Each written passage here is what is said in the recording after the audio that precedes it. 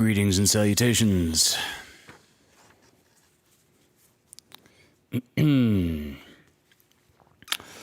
Well, the first comment I see as I look down is that Ruth says I should say hello to Vinny and Steve. Hello, Vinny. Hello, Steve. Thank you for joining us this evening.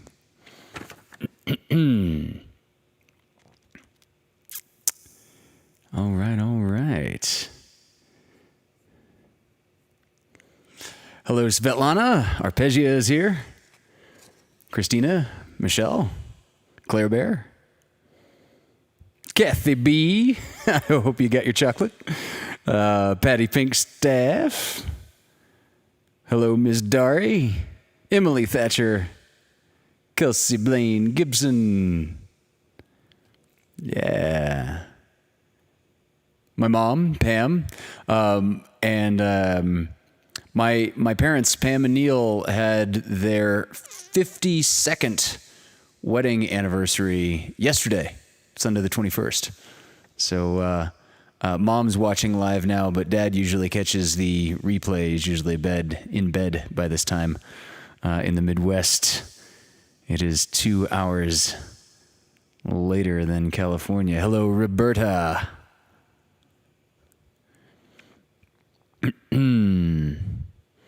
And, sweet. Ruth has her sister and brother-in-law watching for the first time. It was Miss Ruth Sanchez's birthday on Friday. So if anyone is here that did not wish her a birthday previously, now's a good time. And, I appreciate you bringing folks along. Hello, Anna.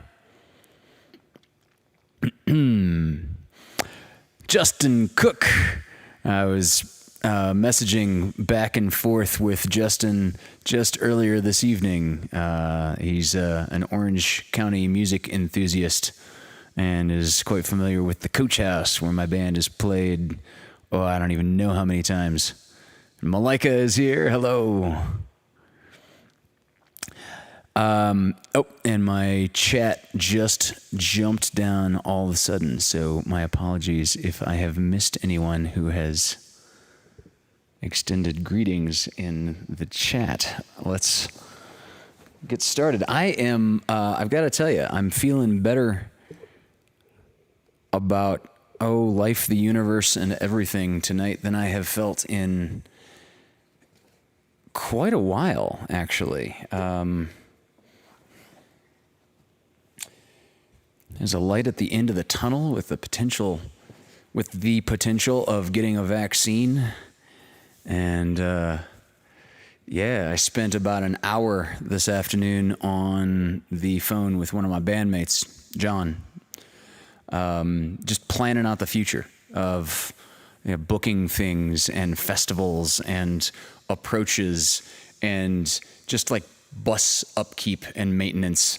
And it's not that the conversation itself was like, hey, Warren Haynes wants to take y'all out on the road when we open for them for a national tour. It wasn't anything monumentous like that. It was just kind of refreshing to start to plan for things to go back to playing in front of live audiences.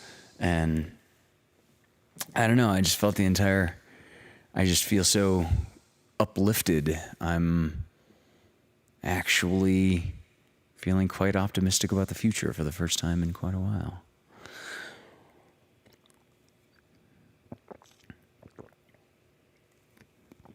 Yes. Ruth knows and loves John. Ruth, you're in fact, you came up in our conversation this afternoon. I can't specifically remember the context now.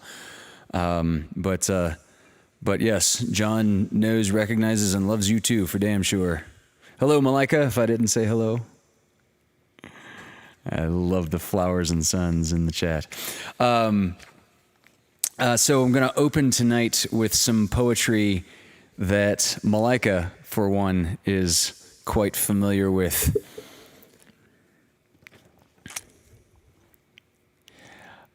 This is from the T.S. Eliot's Book of Cats.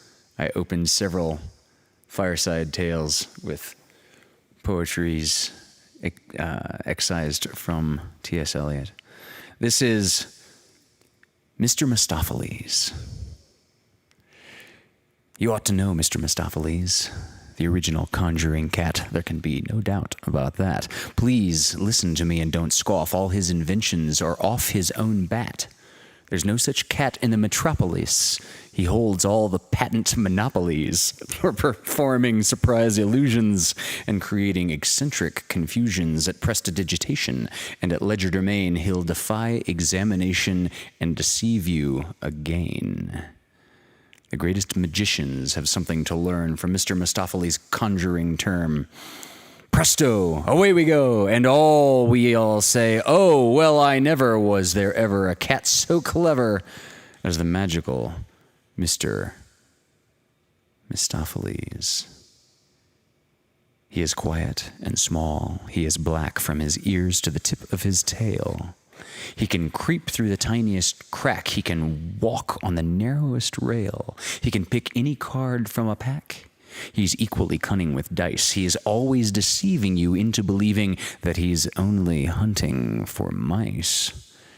He can play any trick with a cork or a spoon and a bit of fish paste. If you look for a knife or a fork and you think it is merely misplaced, you have seen it one moment and then it is gone. But you'll find it next week lying out on the lawn. And we all say, oh, well, I never.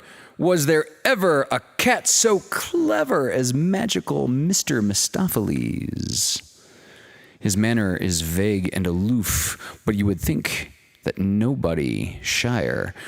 But his voice has been heard on the roof when he was curled up by the fire, and he's sometimes been heard by the fire when he was above on the roof. At least, we all heard that somebody purred, which is incontestable proof of his singular magical powers, and I have known the family to call him in from the garden for hours while he was asleep in the hall. And not long ago, this phenomenal cat produced 7 kittens right out of a hat, and we all said, oh, well, I never. Did you ever know a cat so clever as magical Mr.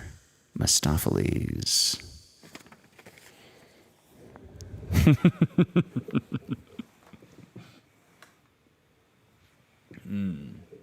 How's the volume for the microphone? Can everyone hear all right? Before I launch into the first short story of the evening, you'll have to forgive me for not taking stock.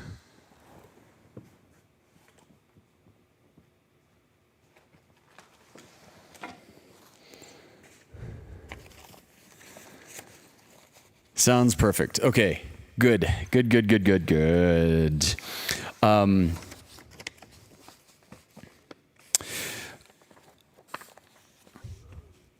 Splendid. What a relief. I was feeling so zen today and this evening. It was, I didn't go through quite all of the same anal retentive hoops that I normally do about doing 5 sound checks and listening all back to them.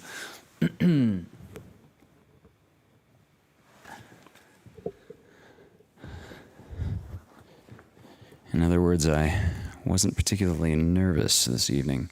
The tankard is red oak arpegia. I made it out of a red oak tree. So,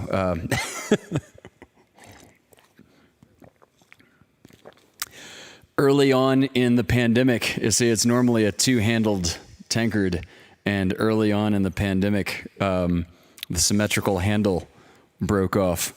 I think I'm going to repair it when ceremonially I have my first post-COVID appointment down the hill for some sort of returning to life as regular, whatever regular is going to look like. So perhaps I'll repair it for the first live in-person concert or show after we're all vaccinated and can see each other in the flesh.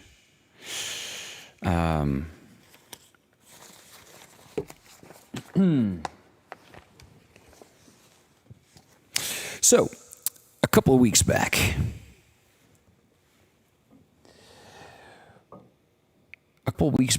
we read a story by Hamlin Garland that felt kind of like the origination of the 80s formula of the boys, 4 young boys going on a road trip. Hamlin Garland paints such spectacular pictures of nature with his words. He's up there with Ray Bradbury. So, have another Hamlin Garland story for you this evening, but I thought I'd go before that and read something that's been nearer and dearer to my heart for all of my adult life. I first recall reading Henry David Thoreau when I was a teenager. And at one point when I was, 19, 20, I made a solo road trip to the East Coast. I was going to a stage combat workshop just to work with swords and various medieval and Renaissance weaponry for 2 weeks in Boston. And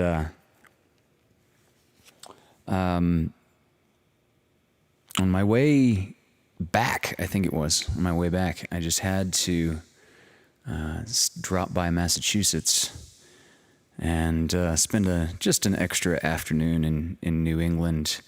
And at some point in this, I went on what felt like a religious pilgrimage because I visited Walden Pond for the first and so far only time in my entire life. I had read it cover to cover many times before and even more times since. So on this particular occasion, I went and I just reveled in walking the same paths as my transcendentalist hero and walked around the pond. And just because it was the stupid flights of youth, I reached down and I drank out of it, which I'm kind of amazed in retrospect. I didn't get ridiculously sick. I knew it was a bad idea at the time, and I thought, you know what? Whatever microbes invade me and sicken me, I'm going to remember this sip of water as a baptism. And all right, without any further prelude, this is an excerpt from Walden Pond, from a chapter called Winter Animals. When the ponds were firmly frozen, they afforded not only new and shorter routes to many points, but new views from their surfaces of the familiar landscape around them. When I crossed Flint's Pond, after it was covered with snow, though I had often paddled about and skated over it, it was so unexpectedly wide. In Goose Pond, a colony of muskrats dwelt and raised their homes high above the ice, though none could be seen abroad when I crossed it. Walden, being like the rest unusually bare of snow, or with only shallow and interrupted drifts on it, was my yard, where I could walk freely when the snow was nearly 2 feet deep elsewhere. There, Far from the village street I slid and skated, as in a vast moose yard well trodden, overhung by oak woods and solemn pines bent down with snow or bristling with icicles.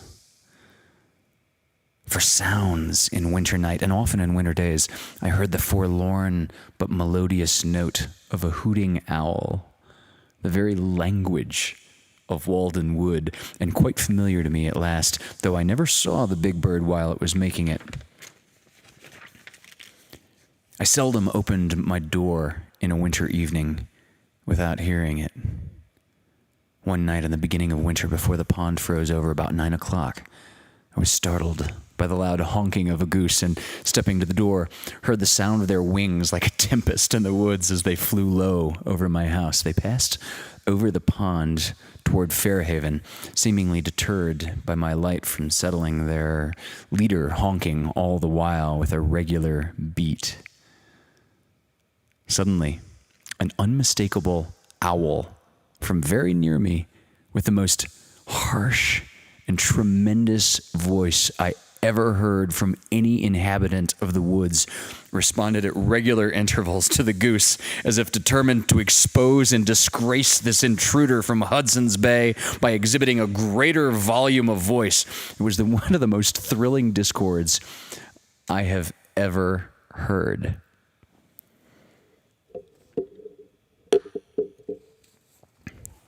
I also heard the whooping of the ice in the pond, as if it were restless in its bed and would turn over and had dreams.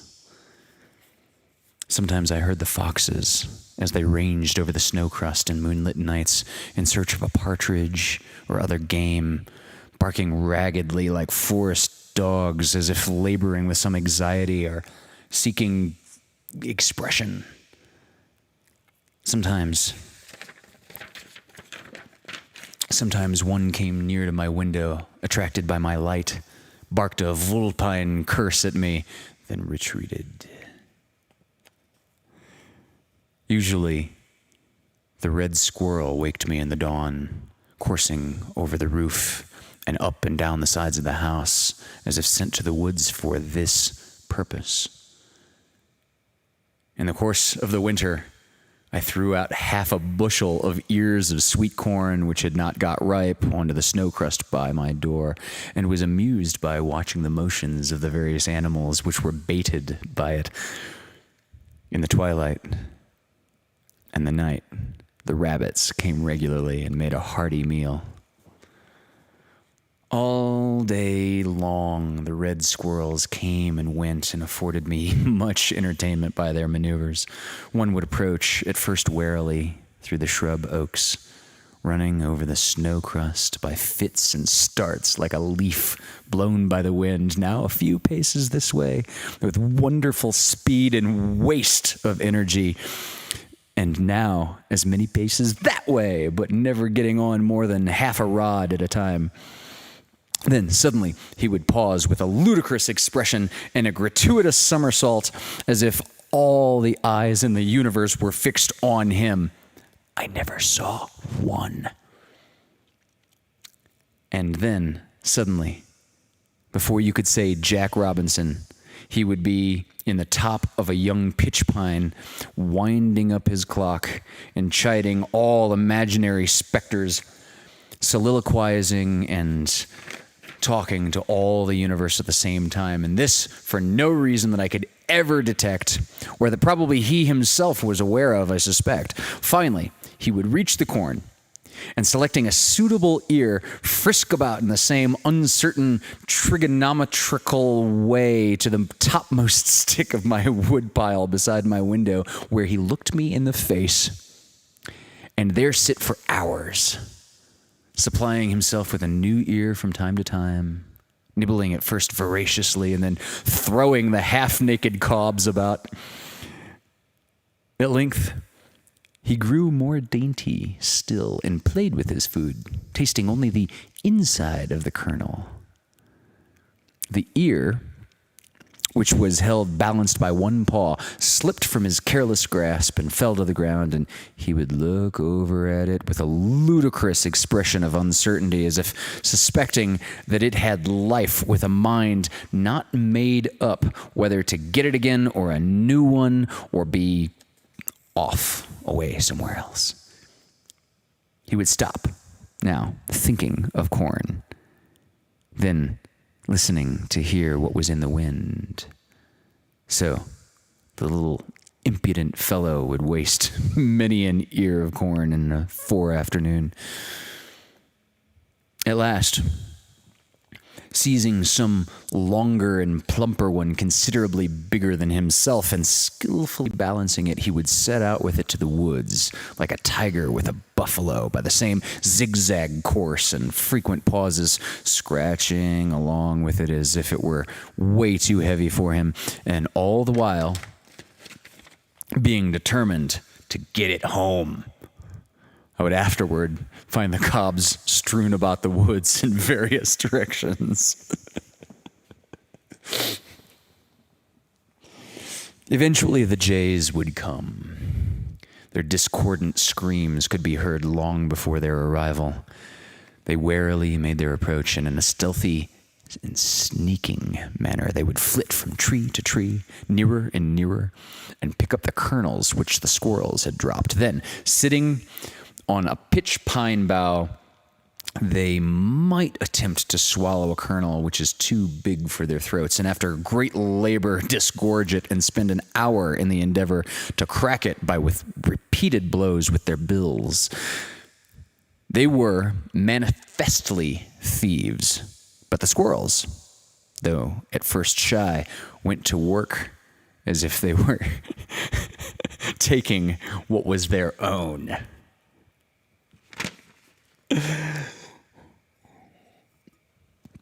Meanwhile, also came the chickadees in flocks, which, picking up the crumbs the squirrels had dropped, flew to the nearest twig, and placing them under their claws, hammered away at them with their little bills, as if they were an insect in the bark, till the kernel was sufficiently reduced for their slender throats. A little flock of these came daily to pick a dinner out of my woodpile, or the crumbs at my door, with faint flitting lisping notes, like the tinkling of icicles in the grass.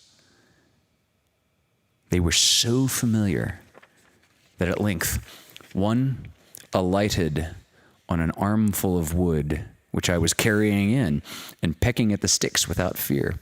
I once had a sparrow alight upon my shoulder for a moment while I was hoeing in a garden, and I felt that I was more distinguished by that circumstance than I should have been by any epaulette I could have worn. The squirrels also grew at last to be quite familiar and occasionally stepped upon my shoe when that was the nearest way. When the ground was not quite yet covered, and again near the end of winter when the snow was melted on my south hillside and about my woodpile, the partridges came out of the woods morning and evening to feed there. Whichever side you walk in the woods, the partridge bursts away on whirring rings, jarring the snow from the dry leaves and twigs on high, which comes sifting down in the sunbeams like golden dust.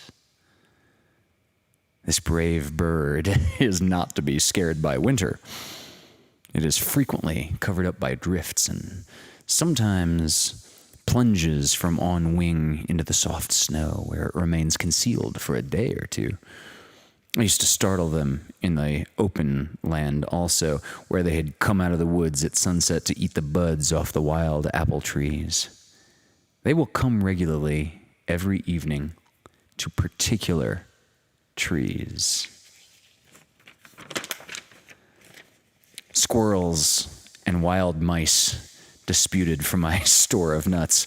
There were scores of pitch pines around my house from 1 to 4 inches in diameter, which had been gnawed by mice the previous winter, a heavy winter for them, because the snow lay long and deep, and they were obliged to mix a large proportion of pine bark with their other diet. These trees were alive and apparently flourishing at midsummer, and many of them had grown a foot, though completely girdled. But after another winter, most of the gnawed, girdled trees were dead.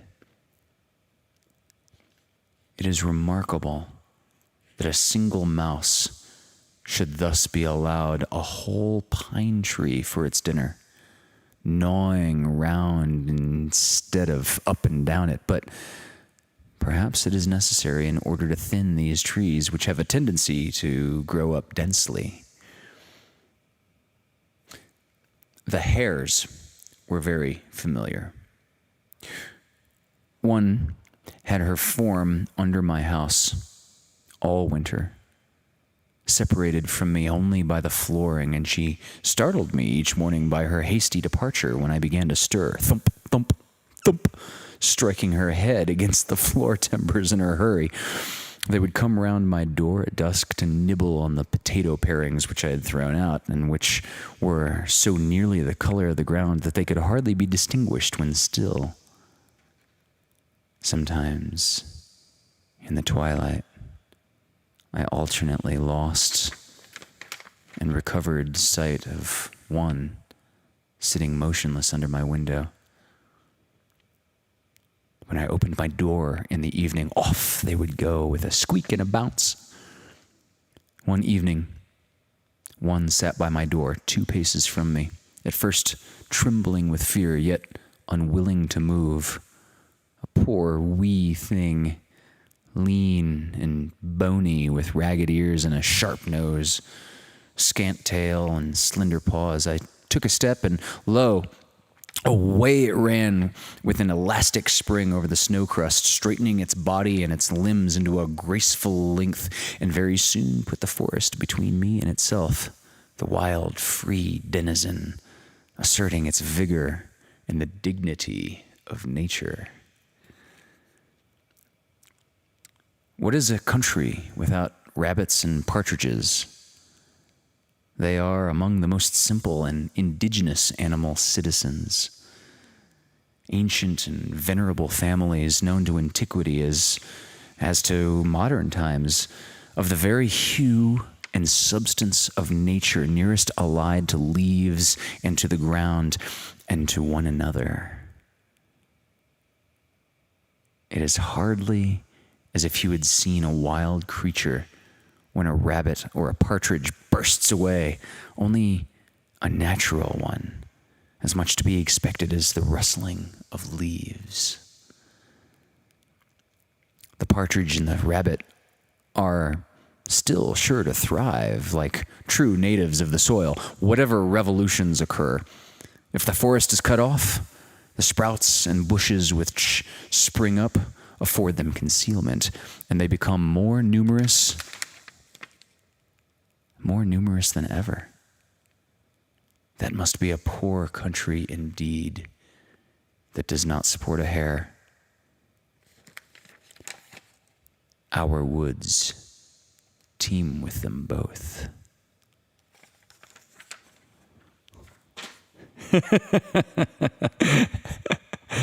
And bears. Yes, indeed, Claire Bear. And bears. This is a great time to ask folks to click the 3 things below. There's a thumbs up, there's a share, and there is a save to a watch later list. All of those things help extraordinarily. And, speaking of things that also help extraordinarily, I make it kind of smaller for Fireside Tailes, but of course down here is are the Venmo and the PayPal. This is the virtual tip jar, so feel not obliged, but if you can, it is extraordinarily appreciated.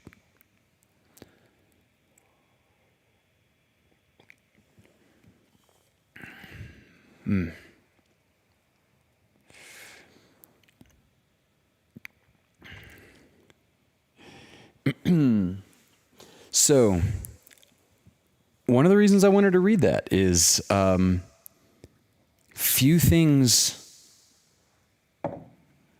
illuminate how I feel about the nature in this place, the local ecology, as Walden would. He specifically spoke about chickadees, and that chickadees are among, if not my very favorite birds that come here. Yesterday was March 21st, which is most Earth cycles. March 21st is the first day of spring. This year it happened to be March the 20th in the wee hours of the morning at like 5 a.m., I think. But today I saw the first return of an acorn woodpecker in the front yard of the cabin, and I saw the first pair of bluebirds. I can't tell you how happy that makes me. Oh, and yesterday I saw the first hummingbird of the season. So I think I'm going to wake up extra early tomorrow and spend some more time in the yard and surrounding forests and see what other creatures have newly migrated back to the area.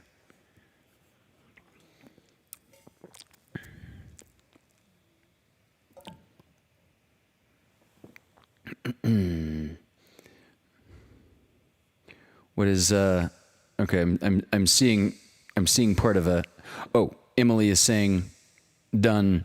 I think she either clicked all the things or she put something into the virtual tip jar. I can't tell from here, but in any case, thank you very much, Emily Thatcher.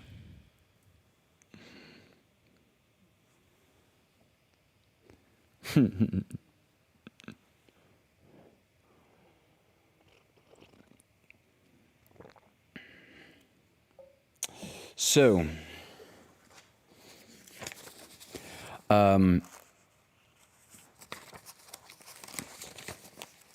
here we go. John Donne.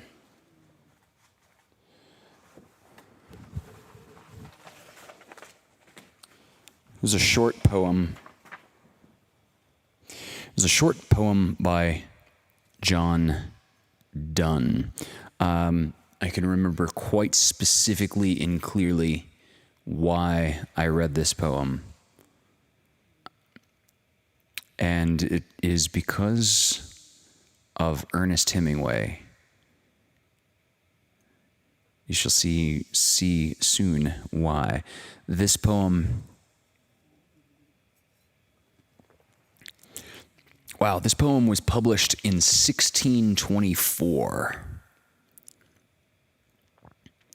by John Donne. This is called No Man is an Island.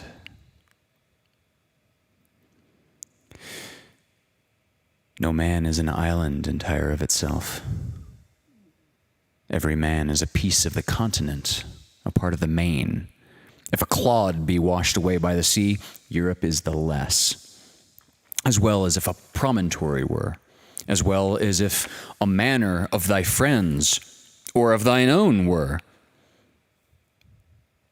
Any man's death diminishes me because I am involved in mankind, and therefore never sinned to know for whom the bell tolls. It tolls for thee.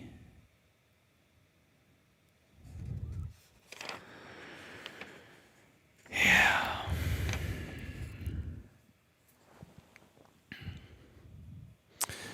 Of course, Metallica wrote For Whom the Bell Tolls. But I have no reason to think that they were in any way associated with English poetry. They were probably just like taking a profound sounding Ernest Hemingway title. But John Donne was the poet that originated the line. I was thinking recently I need to read some more Hemingway and get back to it, but frankly, reading Hemingway alone during a pandemic is a lot like drinking alone during a pandemic. I don't think anyone has been emotionally healthy enough to do that on any kind of regular basis. However, today, I'm feeling solid and zen enough that it may be time to reread For Whom the Bell Tolls. There is, if you're not familiar with the book, by the way, I think of For Whom the Bell Tolls every time I go on Pirates of the Caribbean, because there is this scene in the ride at Disneyland where it's like this, you're going through the village, right? And there's like a man being dunked in the well. The pirates are raiding the town. There's a pirate ship that's docked just right offside, just on the water, right outside the village. And every time I go through that scene, it's almost like a flashback in this scene from Hemingway's novel, which was set in the Spanish Civil War.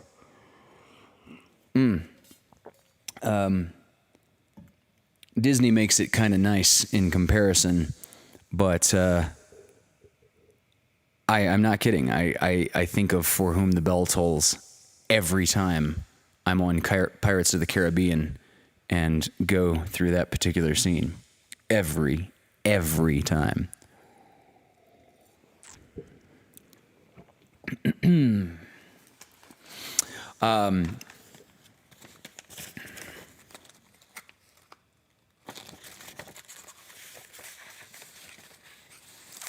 So,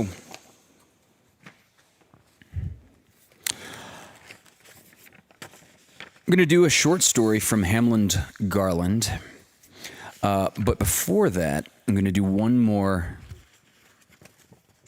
poem. This is called Desiderata by Max Ehrmann. It's from 1927. What's cool about this poem is it's largely prose. It's not the structure of the poem. It's not the beauty of the images invoked. It's more like a collection of good advice. And I think part of the reason that I've been feeling so good, so optimistic, so hopeful about the future, so zen today, is without realizing it, for the majority of today, I've been taking the advice of this particular poem, which seems appropriate to read right now. This is Desiderata by Max Ehrmann, 1927. Go placidly amid the noise and haste, and remember what peace there may be in silence. As far as possible, without surrender, be on good terms with all persons. Speak your truth quietly and clearly, and listen to others, even the dull and the ignorant. They too have their story. Avoid loud and aggressive persons. They are vexations to the spirit. If you compare yourself with others, you may become vain and bitter. For always there will be greater and lesser persons than yourself. Enjoy your achievements as well as your plans, and never take Instagram all that seriously. Keep interested in your own career, however humble. It is a real possession in the changing fortunes of time. Exercise caution in your business affairs, for the world is full of trickery, but let this not blind you to what virtue there is. Many persons strive for high ideals, and everywhere life is full of heroism. Be yourself. Especially, do not feign affection. Neither be cynical about love, for in the face of all aridity and disenchantment, it is as perennial as the grass. Take kindly the counsel of the years, gratefully surrendering the things of youth. Nurture strength of spirit to shield you in sudden misfortune, but do not distress yourself with dark imaginings. Many fears are born of fatigue and loneliness. Beyond a wholesome discipline, be gentle with yourself. You are a child of the universe. No less than the trees and the stars, you have a right to be here. And whether or not it is clear to you, no doubt the universe is unfolding as it should. Therefore, be at peace with God, whatever you conceive him to be. And whatever your labors and aspirations in the noisy confusion of life, keep peace with your soul. With all its sham, drudgery, and broken dreams, it is still a beautiful world. Be cheerful. Strive to be happy.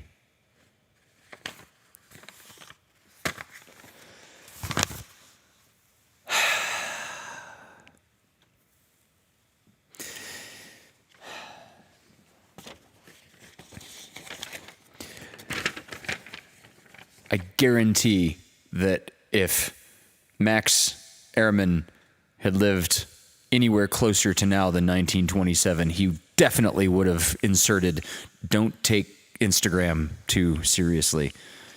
That's...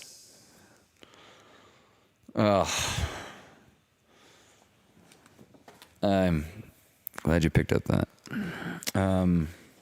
Yeah.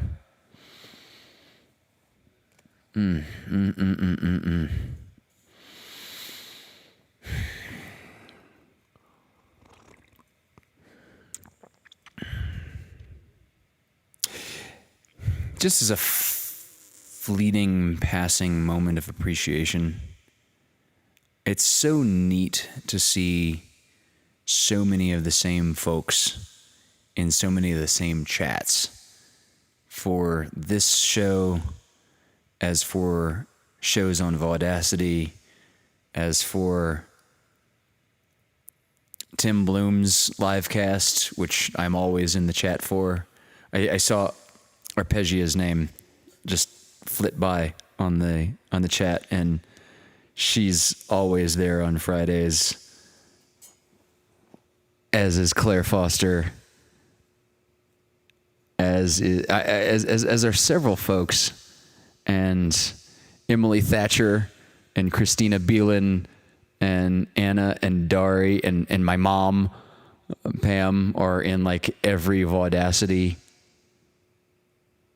chat of every show. I saw some, I think Melissa Catano was saying that her husband was watching some Dan Franklin videos while she was watching this show. I don't know. It's just such a wonderful reminder of the connectedness and community that we're continuing and putting together here every week. These my peeps. Yeah, indeed.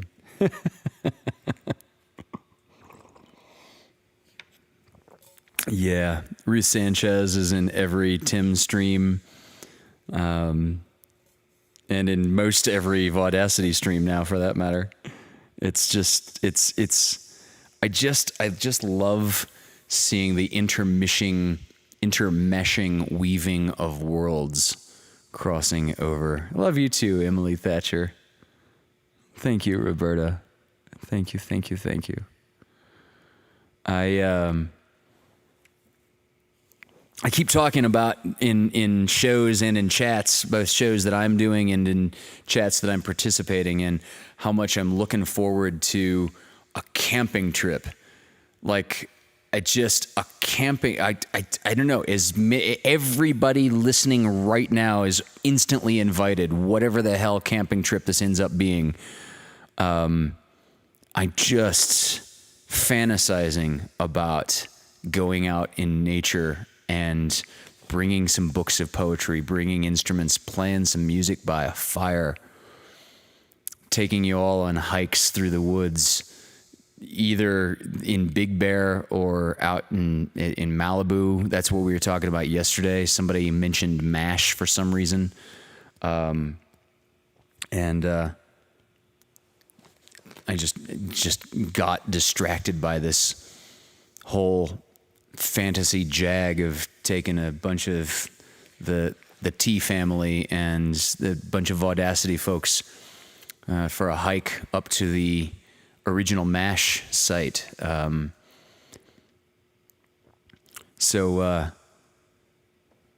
yeah, there's another planting of a seed. If any of y'all want to see where the MASH 4077 compound actually physically was, I used to pre-pandemic hike up there all the damn time, like a couple of times a month. And so looking forward to it. Arpegia, let's do it. When the blanket statement I can say for when is when we can all be vaccinated and not be a danger to each other. That's my just open-ended, I don't know specifically, but I'm just feeling so good about the future, about there being a light at the end of this tunnel now that a vaccine is available and people are getting them. I am so okay with not being able to get a vaccine myself yet. If I have to wait a month, if I have to wait 4 months, I don't care. If, as long as more vulnerable people than myself are in line ahead of me, I'm content with whatever my vaccine lottery comes up as, whatever date that ends up being. But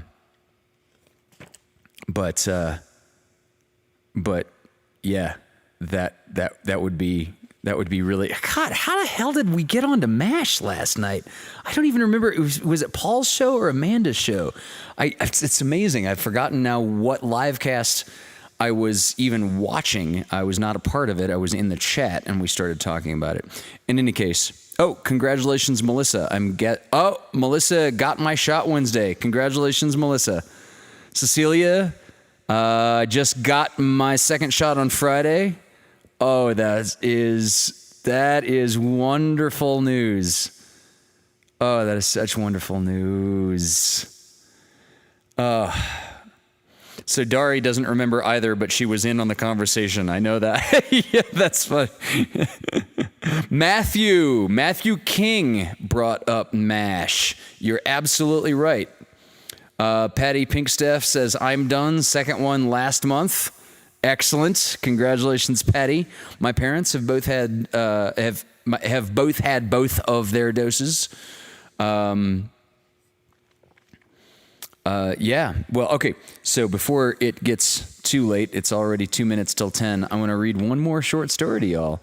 So this one is Cecilia. I'm sorry, Celia. I say Cecilia every now and then because of Stephanie's character.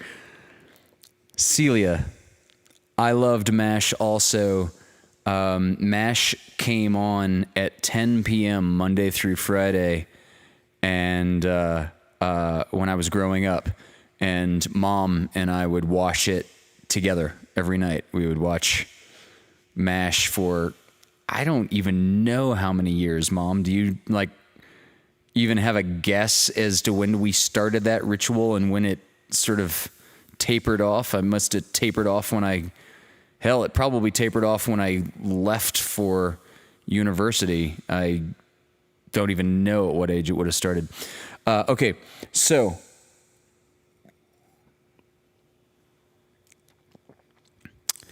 we're going to close tonight with a Hamlin Garland story. This story was published in 1897.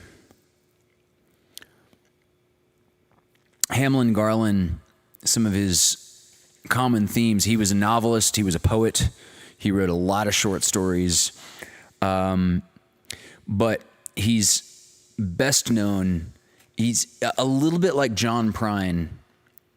John Prine was a songwriter, but they were both, I think, best known for their portrayal of fiction that involved hard-working, salt-of-the-earth folk. Hamlin Garland, particularly with Midwestern farmers. And there's usually some sort of triumph in Hamlin Garland's narratives involving the strength of individual will. With all that said, from 1897, this is Before the Low Green Door by Hamlin Garland.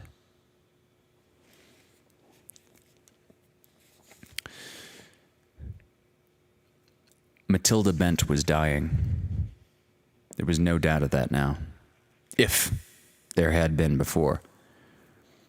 The gruff old physician, one of the many overworked and underpaid country doctors, shook his head and pushed by Joe Bent, her husband, as he passed through the room which served as dining room, sitting room, and parlor. The poor fellow slouched back to his chair by the stove as if dazed, and before he could speak again, the doctor was gone. Mrs. Ridings was just coming up the walk as the doctor stepped out of the door. "Oh, doctor, how is she?" "She is a dying woman, madam." "Oh, don't say that, doctor. What's the matter?" "Cancer." Then the news was true. "I don't know anything of the news, Mrs. Ridings, but Mrs. Bent is dying from the effects of a cancer, primarily, which she has had for years. Since her last child, which died in infancy, you remember." But doctor, she never told me." "Neither did she tell me, but no matter now. I've done all I can for her. If you can make death any easier for her, go and do it. You will find some opiate powders there with directions. Keep the pain down at all hazards. Don't let her suffer. That is useless. She's likely to last a day or two, but if any change comes tonight, send for me."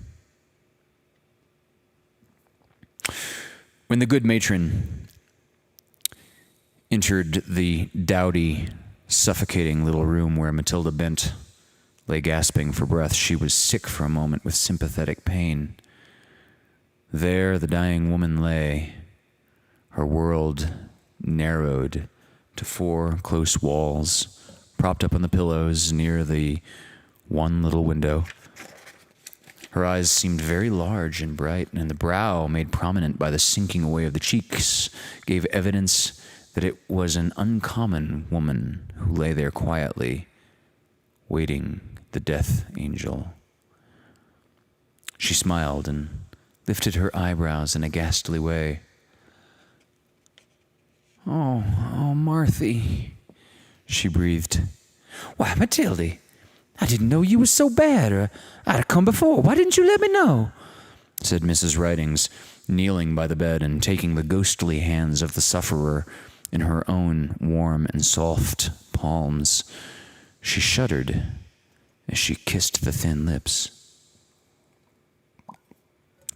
"I think you'll soon be round again," she added, in the customary mockery of an attempt at cheer.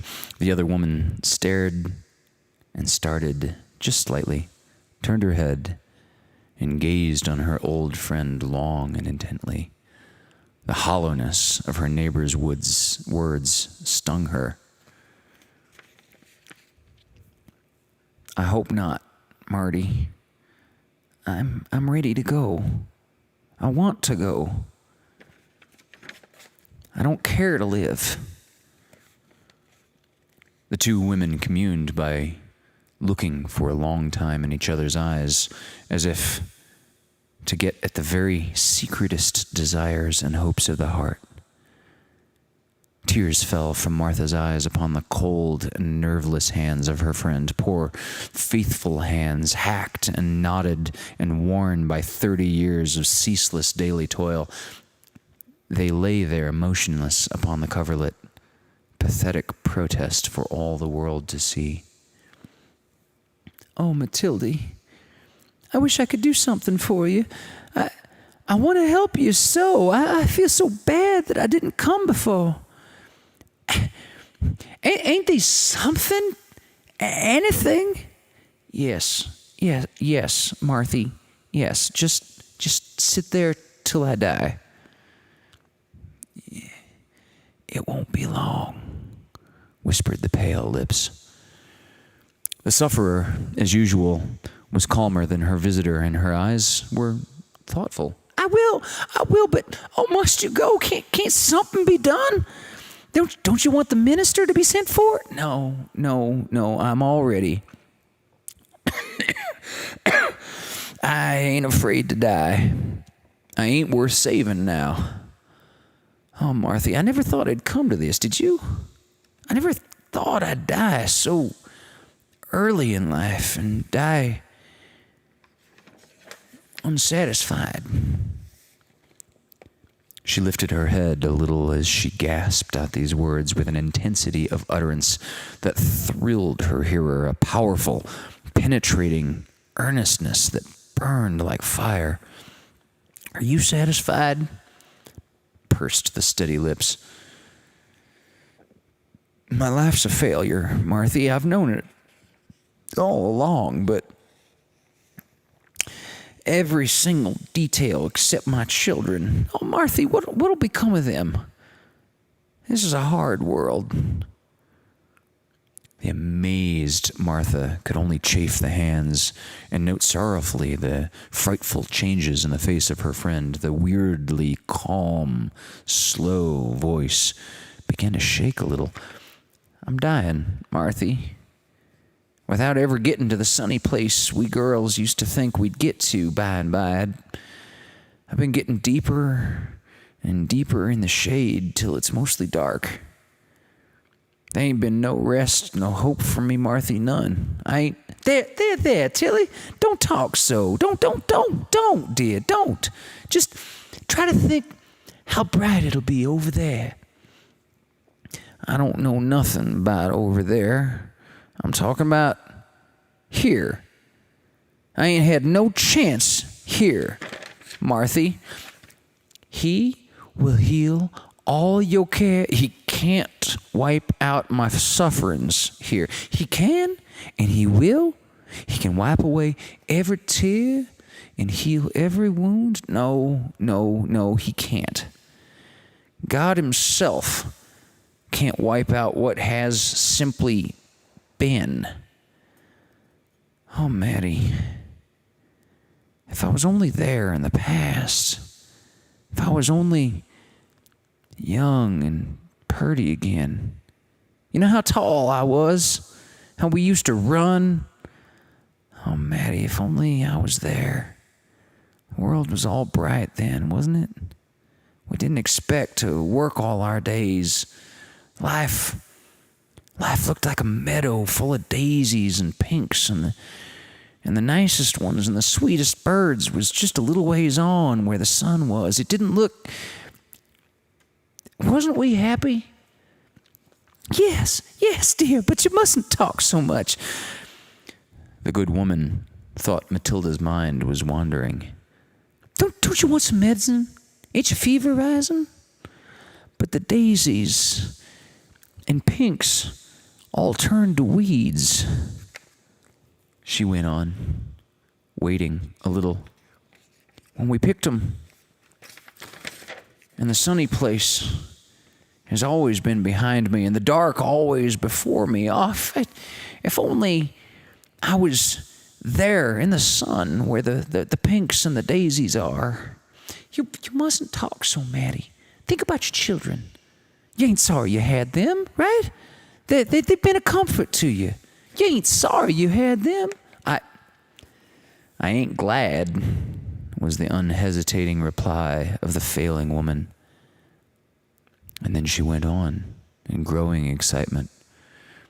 I have to grow old just as I have, get bent and gray and die. They ain't been much comfort to me. The boys are like their father, and Julie's weak.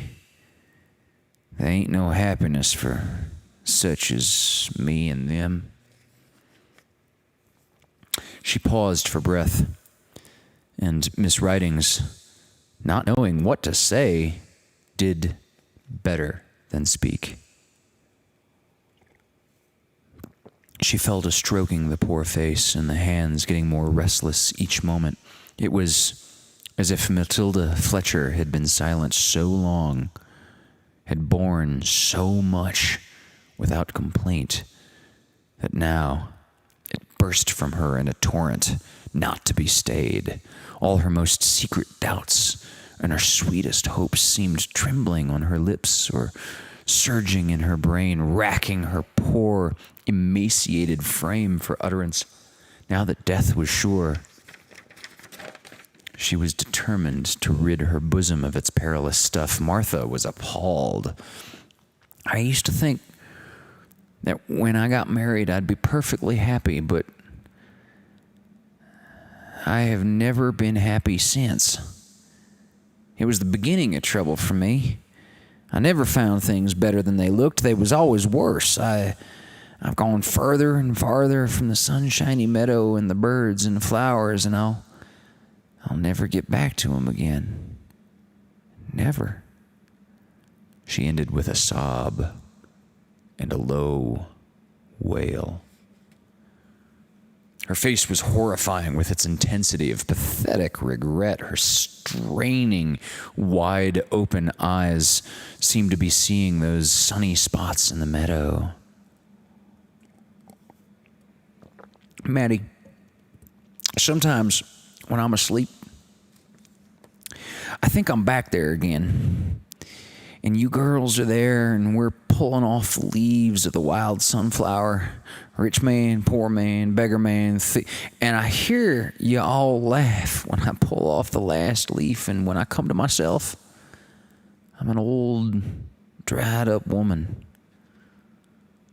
dying unsatisfied. I felt that way a little myself, Matilde, confessed the watcher in a scared whisper. I knew it, Maddie. I knew you'd know how I felt. Things have been better for you. You ain't had to live in an old log house all your life and work yourself to skin and bone for a man you don't respect nor like. Matilde Bent, take that back. Take it back. For mercy's sake, don't you dare die thinking that don't you even dare. Bent, hearing her voice rising, came to the door, and the wife, knowing his step, cried, Don't let him in. Don't. I can't bear him. Keep him out. I don't want to see him again. What do you mean? Not Joe? Yes, him. Had the dying woman confessed to murder, good Martha could not have been more shocked. She could not understand this terrible revulsion in feeling, for she herself had been absolutely loyal to her husband through all the trials which had come upon them. But she met Mr. Bent at the threshold and, closing the door, went out with him into the summer kitchen where the rest of the family were sitting. A gloomy silence fell on them all after the greetings were over. The men were smoking. All were seated in chairs, tipped back against the wall. Joe Bent, a smallish man with a weak, good-natured face, asked in a hoarse whisper, How is she, Miss Ridings? Well, she seems quite strong, Mr. Bent. I think you had all better go to bed. If I want you, I can call you. The doctor gave me directions. All right, responded the relieved man. I'll sleep on the lounge in the other room if you want me. Just rap on the door. When, after making other arrangements, Martha went back to the bedroom, she was startled to hear the sick woman muttering to herself, or perhaps because she had forgotten Martha's absence altogether. But the shadows on the meadow didn't stay. They passed on. And then the sun was all the brighter on the flowers. We used to string sweet williams on spears of grass. Don't you remember? Martha gave her a drink of the opiate in the glass, adjusted her on the pillow, and threw open the window, even to the point of removing the screen, and the gibbous moon flooded the room with light. She did not light a lamp, for its flame would heat the room. Besides, the moonlight was sufficient. It fell on the face of the sick woman, just she looked like a thing of marble, all but her dark eyes. Does the moon hurt you, Tilly? Should I put down the curtain? The woman heard with difficulty, and when the question was repeated, she answered slowly, No, I like it. After a little. Don't you remember, Maddie, how beautiful the moonlight seemed? It seemed to promise happiness and love, but it never come for us. Makes me dream of the past now, just as it did of the future back then, and the whippoorwills too.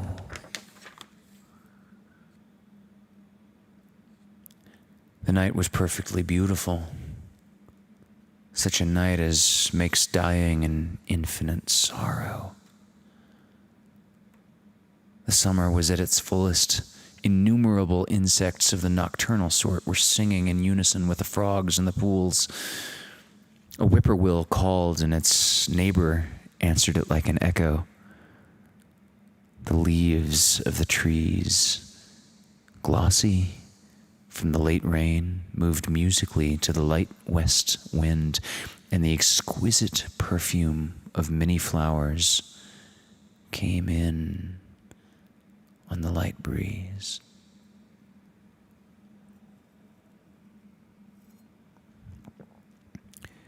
When the failing woman eventually sank into silence, Martha leaned her elbow on the windowsill and, gazing far into the great depths of space, gave herself up to unusual musings upon the problems of human life.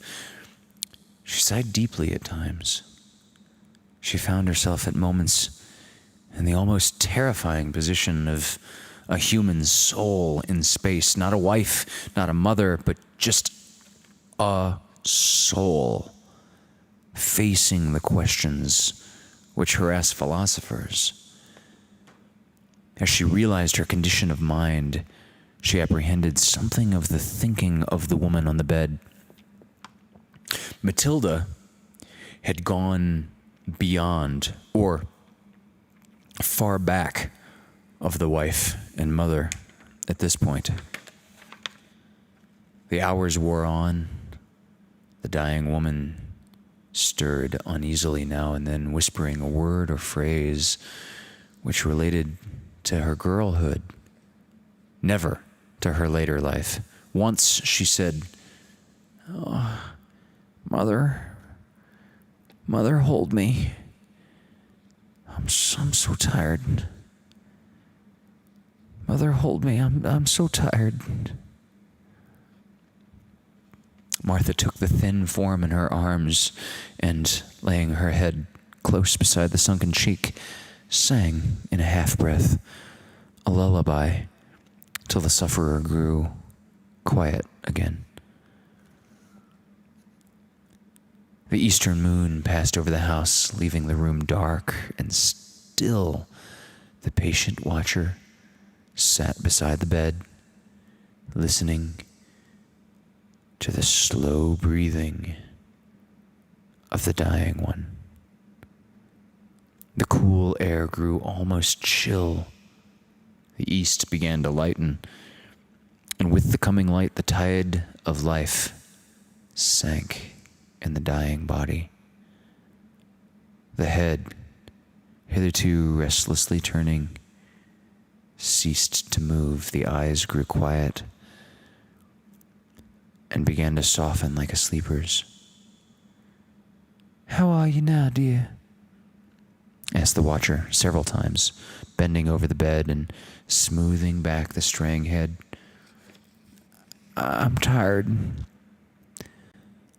Mother. Mother would turn me," she murmured drowsily, with heavy lids drooping. Martha adjusted the pillows again and turned the face to the wall. The poor, tortured, restless brain slowly stopped its grinding whirl, and the thin limbs, heavy with years of hopeless toil, straightened out in an endless sleep. Matilda Fletcher had found rest.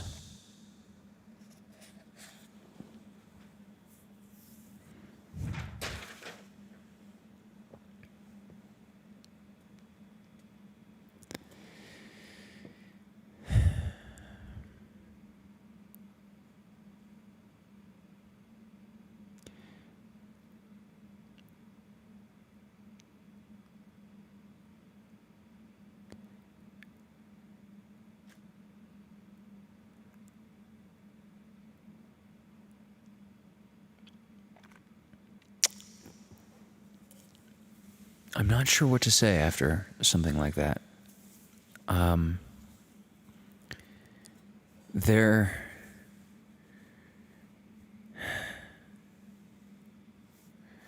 There's a quote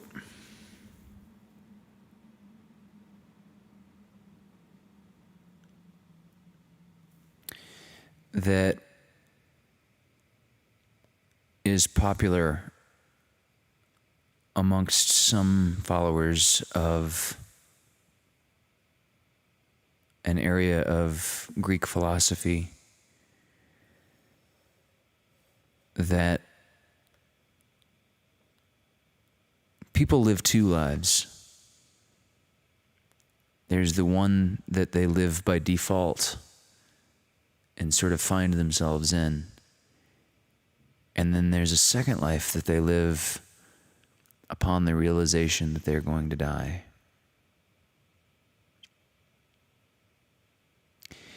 It's not a quote of pessimism. It's a reflection of one of my favorite phrases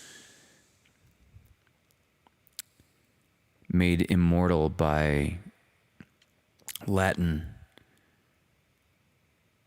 It was rumored anecdotally that Julius Caesar had an advisor next to him at every huge victory parade that he would be, of course, the center of. He would have an advisor next to him whispering, "Memento mori," which translates to English as "remember, you will die." Again, it's not a pessimistic, morbid, this isn't the Edgar Allan Poe Cure take on the emo nature of death. This isn't a transcendental crisis. This is just a matter-of-fact recognition that you have a certain amount of time allotted. What do you want to see? What do you want to do with it? That's exactly what I love about the American transcendentalists like Henry David Thoreau.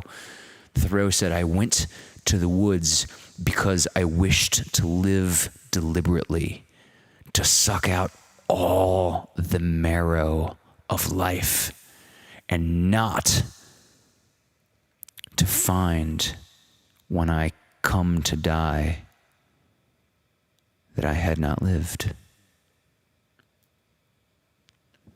So, I'm going to leave you all with one parting thought to share with each other in the chat.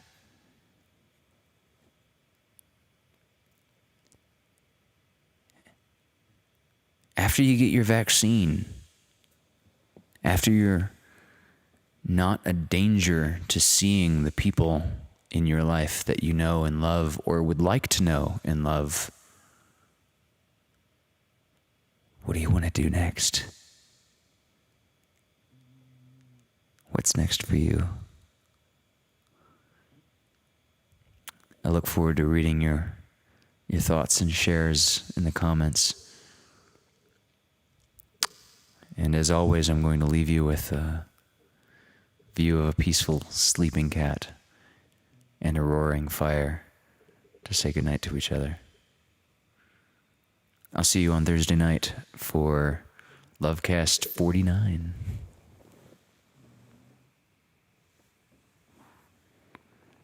I love you all. Thank you.